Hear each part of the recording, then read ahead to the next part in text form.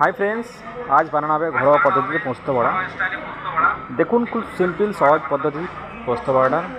তো দেখুন কী কী উপকরণ দেওয়া হবে, প্রত্যেকটা জিনিস আপনাদেরকে দেখানো হবে। দেখতে থাকুন ভিডিওটা।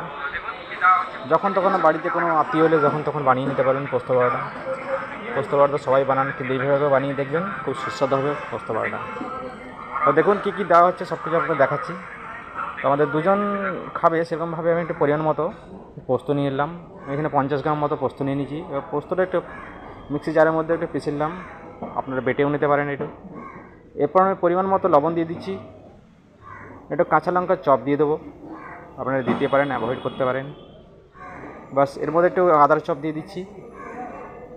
বাস এরপর এর মধ্যে একটু পেঁয়াজ চপ দিয়ে দেবো, পরিমাণ মতো দিয়ে দেবেন, যেমন চাইবেন সেরকম দিতে পারেন। বাস এরপর কী করব, একটু বেসন অ্যাড করে দেবো, কারণ পোস্তটা যদি ছেড়ে না যায়, বড়া করার পর ছেড়ে না যায়, সেই জন্য একটা বেসন অ্যাড করে দেবো। দেখুন একটা বেসন অ্যাড করে দিচ্ছি। এরপর কী করবো, হালকা পরিমাণে জল অ্যাড করবো এর মধ্যে, নরম করবেন না, একটু জল অ্যাড করে দেবো এর মধ্যে। এরপর মাখিয়ে নিচ্ছি আমি। দেখুন হালকা নরম করবেন, বেশি নরম করবেন বা খুব শক্তও করবেন না। এবার অন্য সাইডে কী করবো, একটা প্যানের মধ্যে একটা সরষের তেল চাপিয়ে নিচ্ছি। দেখুন এবার সরষের তেলটা ভালো করে গরম করে নেবো।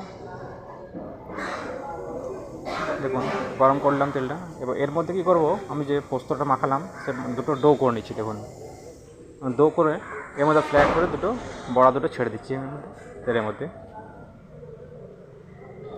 এবং হিটটা রাখবেন লো মিডিয়াম হিটে রাখবেন, খুব হাইট করবেন না, তো পুড়ে যাবে পোস্ত বড়াটা। তা লো মিডিয়াম হিটে রাখবেন। দেখুন মোটামুটি আমাদের রেডি, পোস্ত বড়া হয়ে যাচ্ছে। দেখুন দেখাচ্ছি আপনাদেরকে কী কালার হচ্ছে। দেখুন পোস্ত বড়াটা মোটামুটি রেডি। ভিডিওটা ভালো লাগলে অবশ্যই